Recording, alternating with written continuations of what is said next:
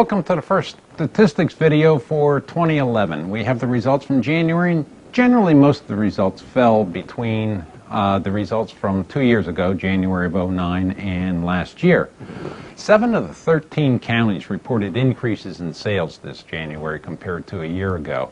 But overall, sales were down 3.2% compared to last year, but that's 6% higher than they were in 2009.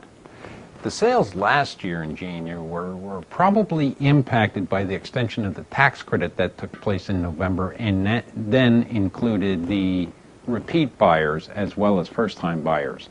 So we think market activity a year ago was probably impacted by the tax credit that was extended back in November. On pricing, the average price was down 0.8%, which isn't much at all compared to last year, and that was 0.9% higher than 2009. One of the things that we were concerned about going into the year was inventory, because as recently as 3 months ago, the end of October, the inventory in trend was 11.8% higher than it was in 2009. Now, in the last 3 months, the inventory has decreased significantly, and at the end of January, inventory was only 3.7% higher than a year ago. That's good news, and hopefully that's going to strengthen pricing and keep pricing very level through the first half of the year. The one big disappointment in January was the pending sales. They were down 21% compared to a year ago, and down about 8% compared to 2 years ago.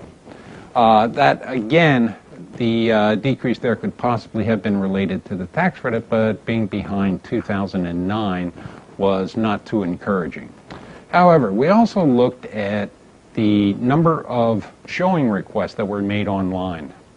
Number of showing requests online went up significantly in January, and actually was the highest that it's been since the expiration of the tax credit back at the end of April. So it looks like market activity did increase in January, and hopefully that's going to portend some good pending sales in February and March, as well as some good closed transactions in March and April. We'll be back again in the middle of March with the February figures, and in the meantime, if you want specific county numbers, just take a look at the homepage.